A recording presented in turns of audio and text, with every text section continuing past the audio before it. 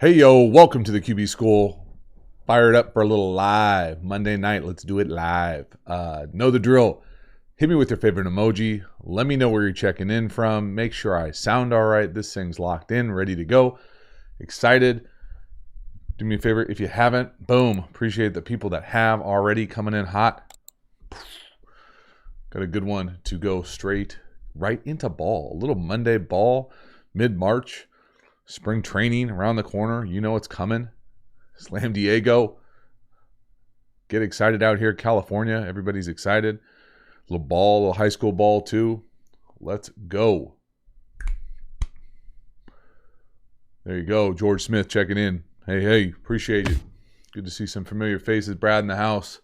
Coach Grays. Bruh. There you go, Shane. Appreciate you. Oh, Bobby, that's a tough one. You're not going to like the answer, bro. Take a shorter step. I've thrown before with like shoe boxes in front of me to work on that. Thrown, watch myself, film myself, all sorts of different ways to do it. No secret sauce, though. Oh, Simon. The Galaxy are in the house. Someone told me recently that they're coming back. Pretty excited.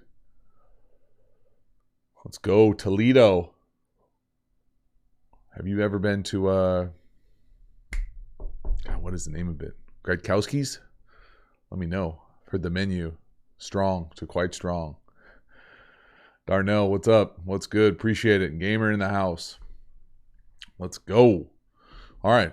We got some good stuff. Talk a little ball tonight. First up, before we get going. Oh, what do you got, Brad? Yo, JT, what do you teach your QBs? Back knee, back foot, leg on throws. What now? What do you teach with your QBs? Back knee, back foot, leg on throws. I don't know what that means. You talking about getting through the throw? Like people who talk about not crossing your front foot and getting through it all the way. If you are, I don't mess with that stuff very often. If I had to in a perfect world, I'd try my best to keep my back foot down. How about this? My quarterback coach in college, head coach, used to make us get up on one foot and try to like get our hip all the way through and exaggerate the hip up. And I had to like basically relearn how to do it differently when I got to the NFL. That was fun.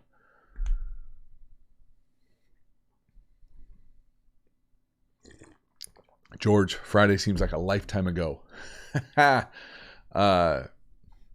We're still in it. It's game week out here, so we're excited. Get an opportunity to play probably a very good team in our area, so I'm excited for the opportunity for our players, but we're going to have to play very well to keep it close. They have an opportunity to win. They beat us pretty good 64-8 last year, so very good team. Excited to get out there and play, though. Absolutely.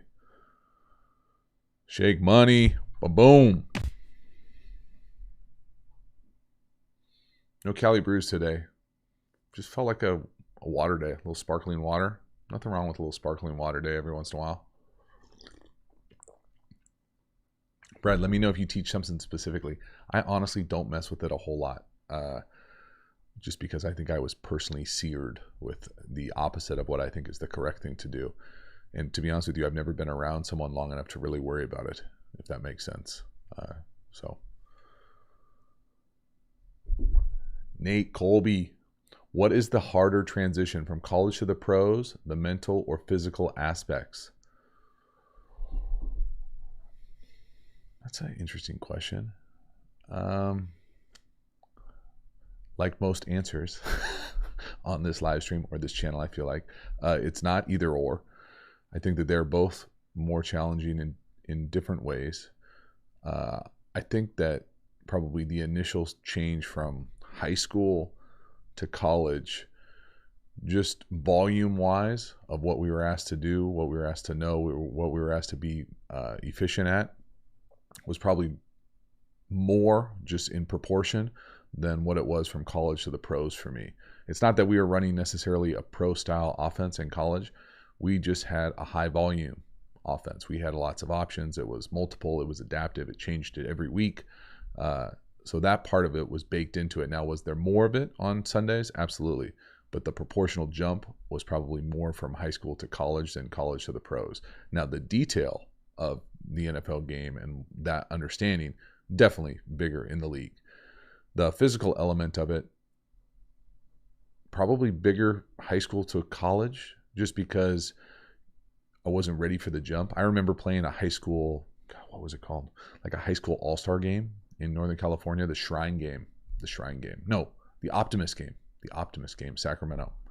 And it was fun because you get to play in a different offense, have different coaches, and just different experience. And it was fun. And I remember thinking in that game, I remember the kickoff of that game and just feeling the speed of it and being like, well, this feels like a different game. Like everything, it felt like fast forward. And I remember the hits being louder, more violent. Like I just have that memory. And I don't remember that ever in high school, like at a varsity game. And we played and won everything you could win in the area. And it was just different. I remember that at practice in the NFL. I remember thinking this practice is faster than I've ever been around. But I don't remember that in preseason games. I remember it a little bit playing in real games, but not really. I mean, again, I'm probably not the greatest judge as far as the speed of it, or the physicalness of it, because I'm not blocking anybody. I'm not running away from anybody very often. It was, can you adjust to the speed of the anticipation, the routes, the throws, those types of things? For me, different jumps. Good question, though. Justin Thomas never took a shot. George Smith, what do we got here? Shake Money. I appreciate the shout out to the Patreon.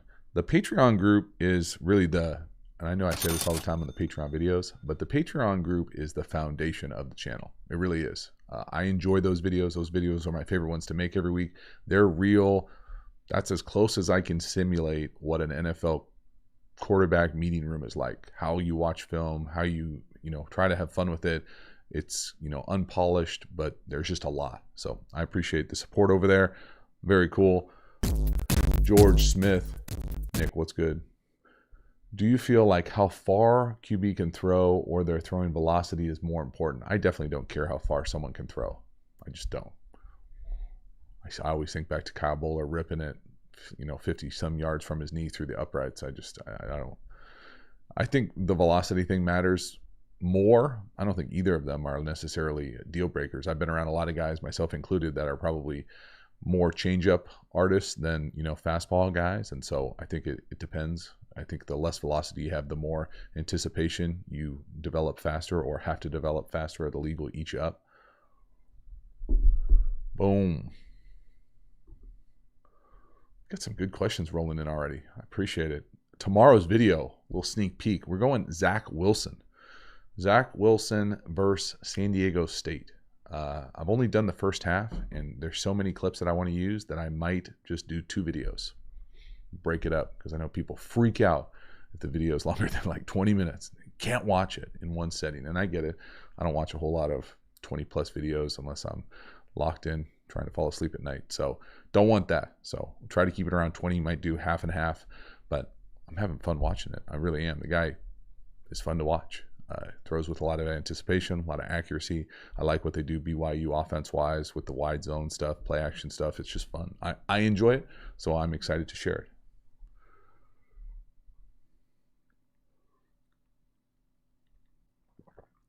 it. Hey, yo. Brad coming in hot.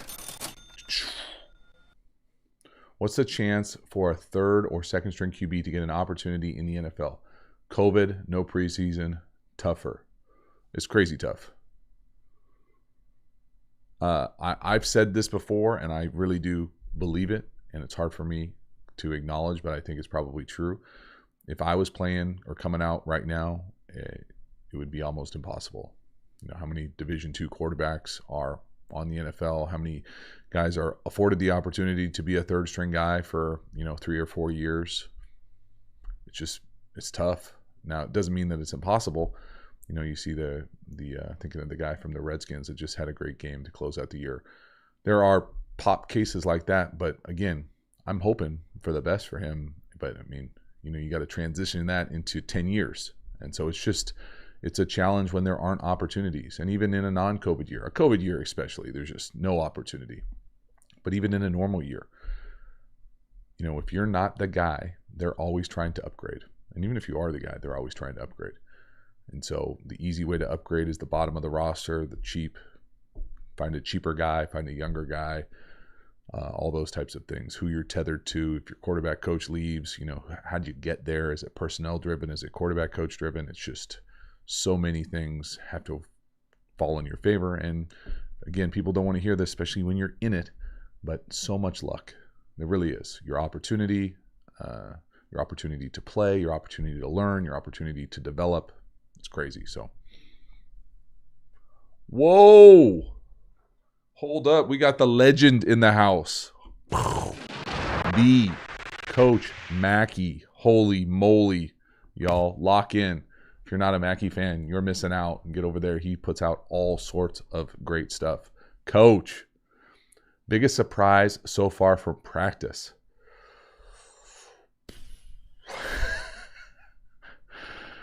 That's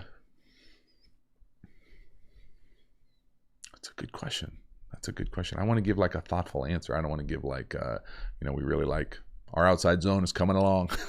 No, I think it's more just about, I'll give you two answers. Personally, for me, it's fun, and every day is fun to just acknowledge that this is pretty special for these players to have this opportunity. It really is. Lots of people have worked very hard on a number of different levels, whether it's litigation, whether it's systems to create an opportunity, whether it's health and safety, administration, and to just see them get their opportunity to play, especially the seniors, it is fun, even though there are elements of camp.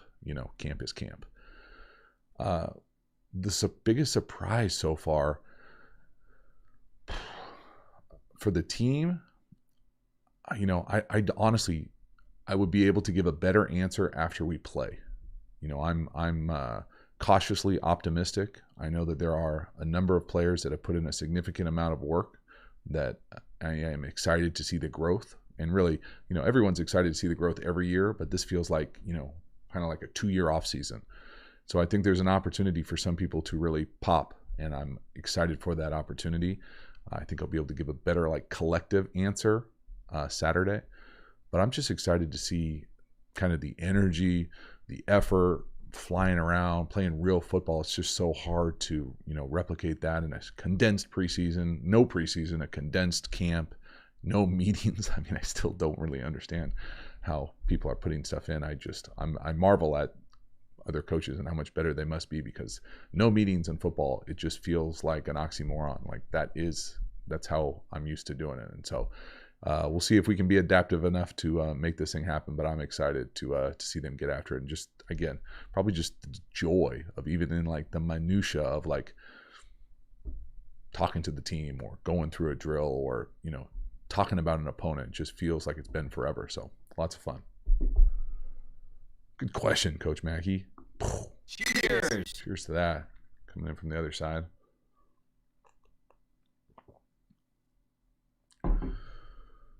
Scott Hanna, how do you, what does that say? Assess high school quarterbacks? I don't assess high school quarterbacks.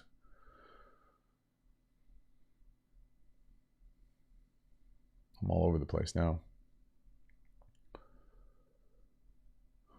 Justin Thomas, is it weird if a starting established QB is not chosen to be a captain? Yes, that is weird. That's not weird. That's a signal. Coach Mackey, come on. You're coming in for the MVP. Your questions are free, bro. Lock it in. You know what it's free like? Free like a wonderful quick game course. Quick game course that is in the description. That if you're not already enrolled in, you are missing out, because we are going on to video course number 4 this week. Combos, combinations. Coach Mackey's favorite. I'm going to give you it away. Why stick? He loves some stick. I think I even might name drop a few people that love them some stick. Little hint here. Bring it in. Not a massive fan of stick.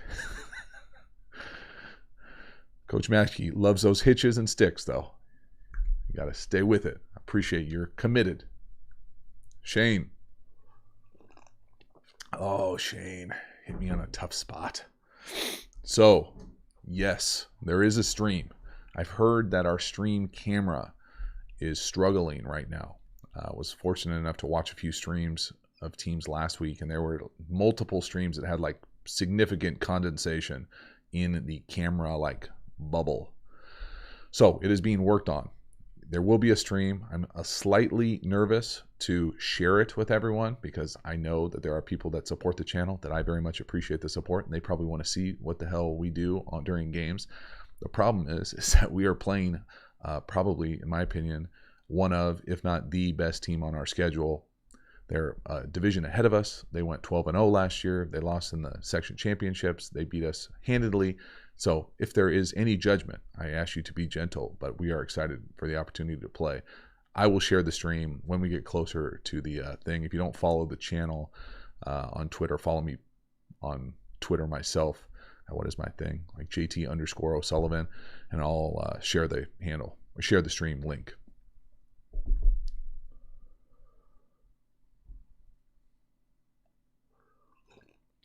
George Smith, is it concerning, and why then if Zach Wilson is not one of the QB, not one of the BYU main captains? I don't know if he's a captain or not. It would be concerning to me if I was going to draft a quarterback and they did captains in like the traditional sense where the team votes on the captain and the quarterback is not chosen to be the captain, especially if he's a multi-year starter. That's concerning. What's that movie called? Draft Day. Right, where they've got like the PI guy trying to figure out what the hell, why this guy has no friends or something like that. I'm by no means implying that, just as an analogy. It would be concerning to me.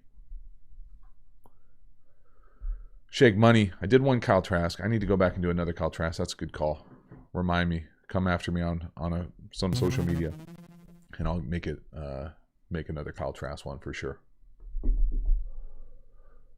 Shane Cram, I'm excited to watch the Spike It tempo in action, coach. I tell you what, we aspire to go fast. We'll see. It's a great idea till you have to go fast. So we'll see. I'm excited. Oh, Chase, we did a uniform reveal the other week. Let me see. Let me tell you right now I got the Twitter thing for me is I enjoy it to get my news. I don't have the greatest memory on what the actual handles are, so hold on for a hot second. Twitter handle @HenryFootballSD. We did a little Jordan reveal. I personally think the Jordan uniforms are ridiculously awesome. I don't even know if that's the correct grammar, but they're awesome. Check it out. Let me know what you think. Definitely rocking those this week. Players deserve to wear the special ones right out the gate. Feel like you never know, it might be the last game, so we're getting them in.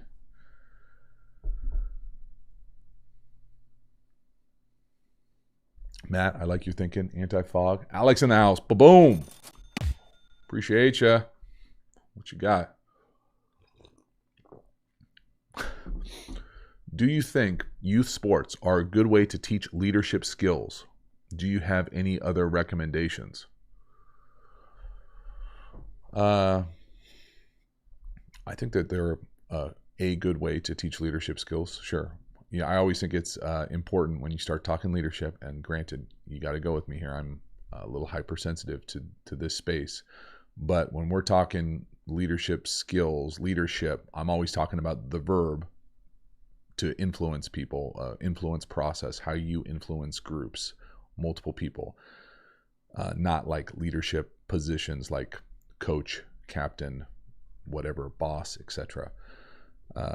So yes, I think that there are great opportunities for that. What it looks like intentionally, I think it depends on the level. I think it depends on the commitment of the team, of the players. You know, what exactly is the level? You start talking youth sports, I start thinking like T-ball. Like there, it's more about teaching how to be a part of a team, a good friend, safety, that type of stuff. We're not like learning how to influence. But even when we get up into a little bit older groups, we do the pledge, we do the opportunity to say, the Little League code, all those types of things. Just get out in front of your peers, practice that influence element, speak in front of a group. fail in front of a group, support teammates, those types of things where you can really learn and practice those influence skills in a safe environment. Yes. Other recommendations? I mean, I think that there are a number of different, you're only bounded by your own creativity. The thing with developing the leadership skills for me with younger youth type athletes or people is just to be intentional. It's the same thing at a more mature age. I think it's appropriate to call it out. I think the best ways to teach influence or leadership is to be mindful of it in the present. So when it happens in real time, I think that's the kind of the separator for people that are kind of good at what I think is the best at teaching leadership. People that can practice it, can model it, but can also call out examples of it in real time. Like, hey, when we're together as a team after practice, like, hey, Bobby, great job today leading, exercising your leadership capacities by doing X, Y, Z. That was outstanding. Thank you for modeling it for the team. We need to promote that type of behavior. So that's what I try to do. It's not the easiest thing in the world to do. The real-time thing is the separator for me. Boom, boom. Appreciate you. Got some strong questions. You guys are coming in hot today. I appreciate it. Man, when is Easter? Hold up. I need a hard Easter date. I need to make the White Russian thing happen. Maybe it's next Monday for sure. I just mark it down. We're doing it.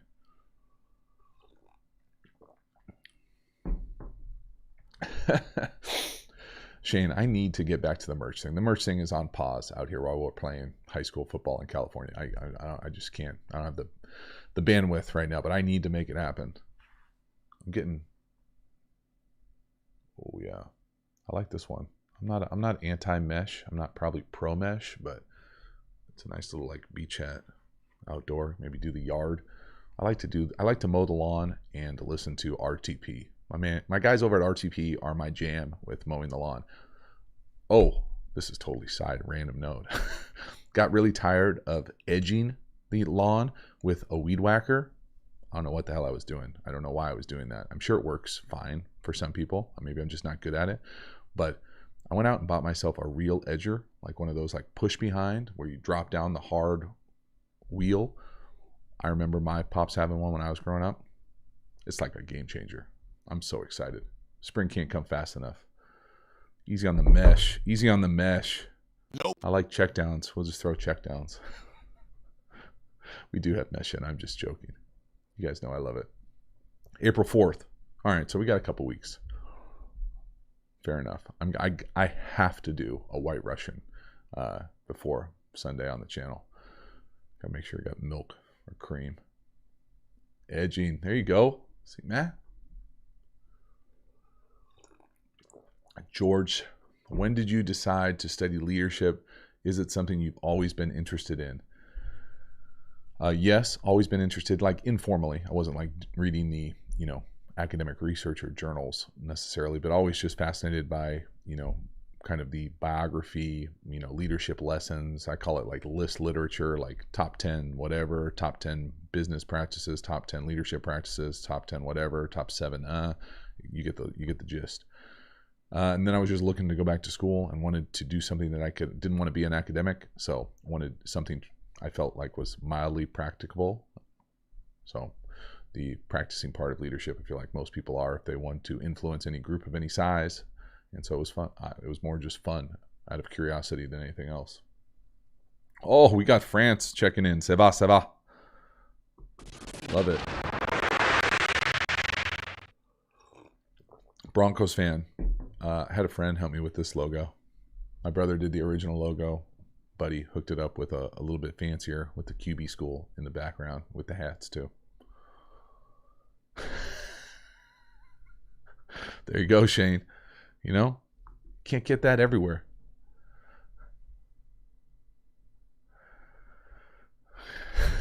I actually thought about that, Coach Graves, while I was telling the story. I'm like, you know what? Most people probably can't even see their grass right now. Grass out here is very intense. This is probably too much information for you, but I'm sure I've shared this. I live on an island in San Diego. Not really an island. What is it? An isthmus, like a peninsula, but they call it an island. And they're pretty competitive. And this is going to show how privileged we are out here. They judge your lawn, the front of your house, like the not the front of your house like the paint, but like the landscaping. They have a flower show in town, and they'll give you a ribbon. And if your lawn sucks, you get a sucky ribbon. Our first year, we got a yellow ribbon, which is like, I don't even think it's third place. I think it's like, thanks for having sprinklers. So, and then most people put the ribbon up in their window. So like, if you don't get a first place ribbon, kind of an eyesore for the neighborhood. So pressure's on. Edger is locked in. Close to Point Loma. I used to live in Point Loma. I love Point Loma.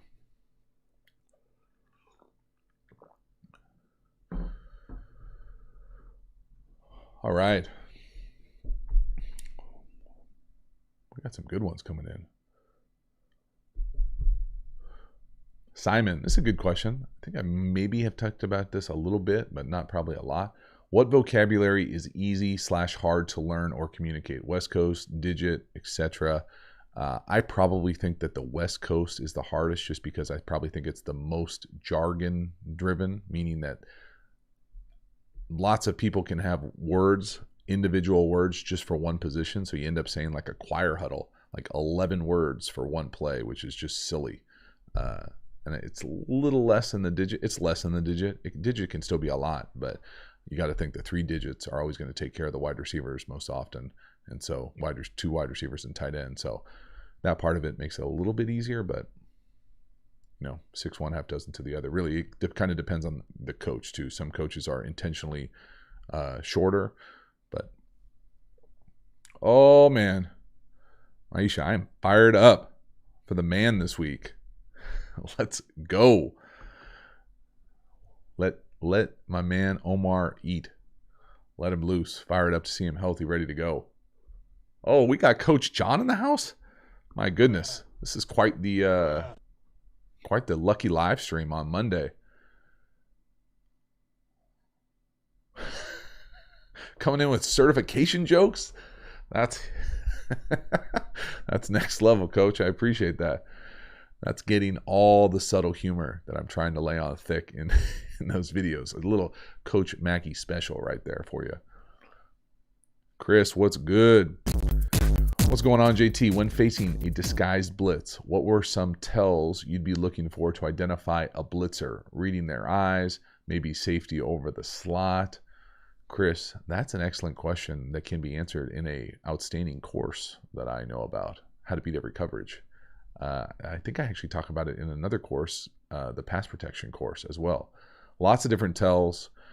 Let's just hypothetically talk linebackers. I think linebackers, once you understand run fits, linebacker tells on blitzes become a lot easier. I think if they're not in a position necessarily to be sound in the run game, you probably know that they're blitzing. I think you can obviously tell by feet, body language. I think another thing I used to pick up a little bit later, probably more in practice than games, just because you're in blitz period, you can kind of feel it better. But when linebackers were at the line of scrimmage, like mugged up, like a lot of linebackers like to do, oftentimes they'll have their eyes on who they're covering, if it's man coverage, right? Like if I'm mugged up in the A gap and I'm not looking at the ball, I'm looking at the running back, well, I probably have the running back in coverage. Or if I'm blitzing, I probably need to look at the ball, so my eyes will be down. Little tips like that, but that's really hard to pick up in a game. It's a little bit easier when you go against the same defense all the time. Nice way to win a job in spring camp when you know that type of stuff. Boom, boom. Oh, we're at 100. Coming in hot. Appreciate it. Crack myself up. Daniel, DOC, what you got? Yo, JT, I love baseball. So do I, Daniel. I know many QBs in college, NFL level also played, from Mahomes to DJ, who all played baseball. What baseball position do you think translates most to quarterback? I'm obviously biased here, so what the hell do I know? I've never thought about it in a lot of detail. I would say most likely shortstop. Strong arm, athletic, coordinated, timing, feel, those types of things. But I think, younger levels, pitcher, I think pitcher has some translation. I think probably a little bit more dated as far as like, I think of pitchers, no offense, pitchers, as a little bit more heavy-footed than most other athletes that are playing up the middle in baseball. So anywhere up the middle, probably more center field, shortstop vibe for me. Let me know if you disagree.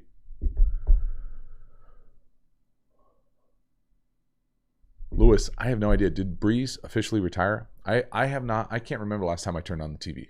So if Breeze officially retired, that's pretty I guess pretty crazy. It's been a long time. What do you get? 20 plus years in the league? I have no idea how he possibly did that. Pretty special on a number of different levels. But that job is interesting. Have they said who's the front runner for that job? I mean, if you're Jameis Winston, you got to be pretty excited.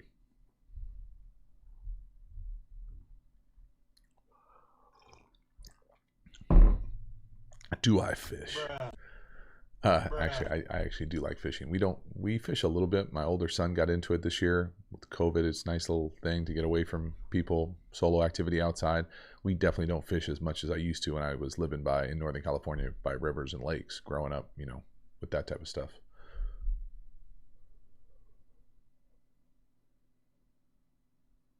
Yeah, that's crazy.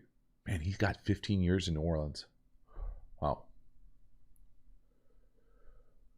John Ebram. Hello, JT. When would be the best time to run Sticks Red Zone? What is Sticks Red Zone?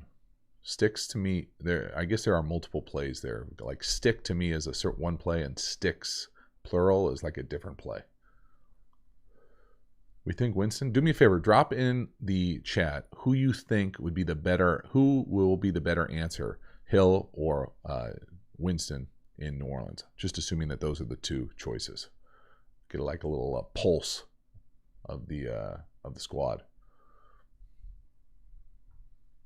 20 years, crazy, man. Good for him. Translate right into the booth.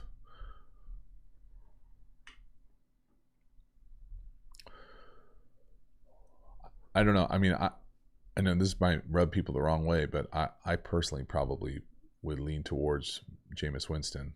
I mean, obviously, in the building, they're going to know and have a leaning towards it. I know they paid Hill, but I don't know. I feel like in that system, a lot of people could be successful, but I'm personally more excited to watch Winston. That's just the truth. If I was playing wide receiver, I'd want Winston. If I was playing on that program or organization, I'd want Winston.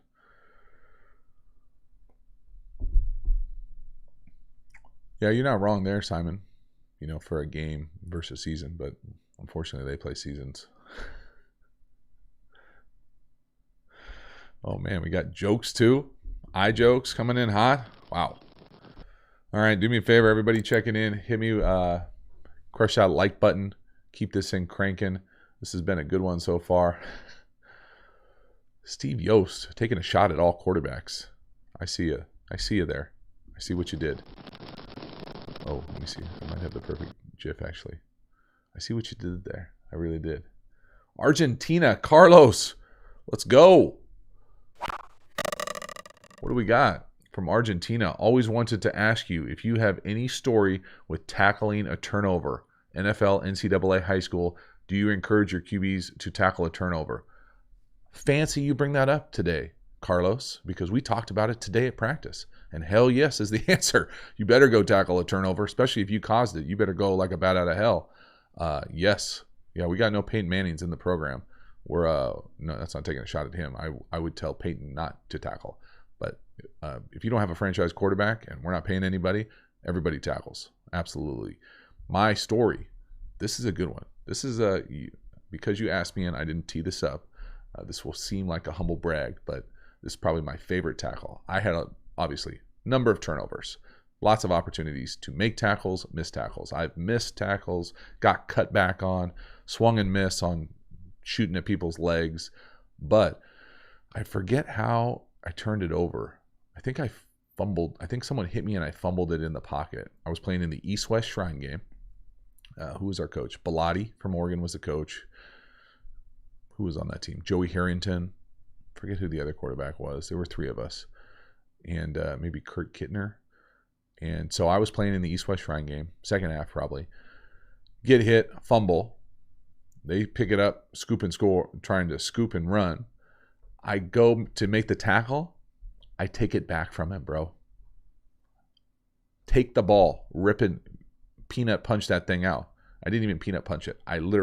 He was being held up, and I just took it from him. Big old D lineman. I think I actually tried to throw it. I did throw it, got a penalty for people downfield. So lost a fumble, got a fumble, incomplete pass, penalty.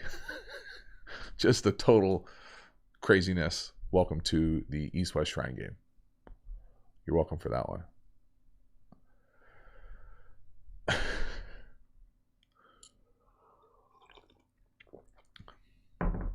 Nice.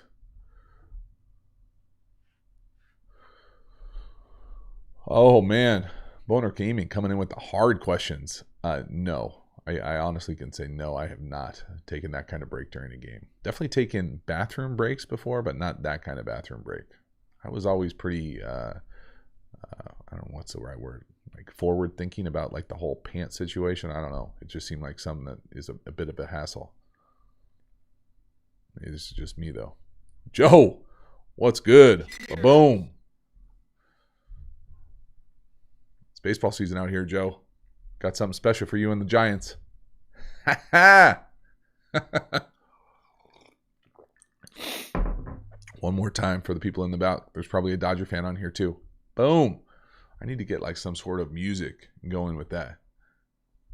Like a little party in the dugout for Slam Diego. You're welcome. All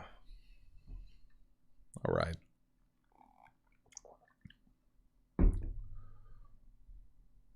Whoa. Go Yanks. Easy there, buddy. All right, let's do a couple questions and wrap this thing up. Got to finish the video for tomorrow. Things don't edit themselves, Lewis. Pirates. Man, goodness. All right. Yeah, my fault for asking. You guys are all going to be Padre fans by the end of the year. If you never watched Tatis play, you're welcome. All right. Crank up a couple good questions in here, and we're about to shut this sucker down. Hey, JT. Who is this? BM Nerd. Who's your favorite wide receiver in the game today? And did you have a favorite wide receiver you ever played with? The one I ever played with was definitely Megatron, Calvin. In the game today, I guess I don't really ever separate them as far as like favorite wide receiver. I almost think of them as like couples, like combinations. Probably if I could throw to one player just one time, like not even in a game, just like workout, would probably be DJ Metcalf. I would like to see, you know, what it's like in person. I can imagine the dude is just an absolute beast, stud, thoroughbred, and those types of freaks are pretty fun to throw to. That'd probably be my answer. Boom. All right, well, okay, there you go. Thoughts on Baker? No real thoughts. Nice season last year. We'll see if they can keep building on it moving forward.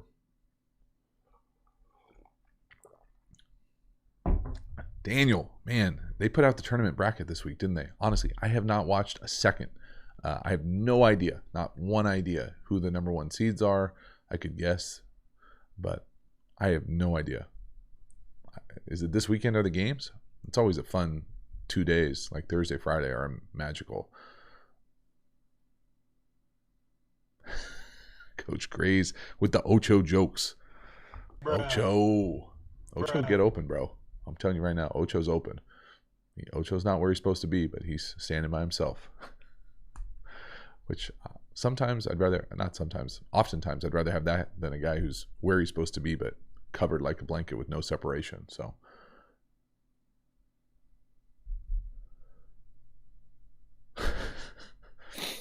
Eric, no. Never once came up.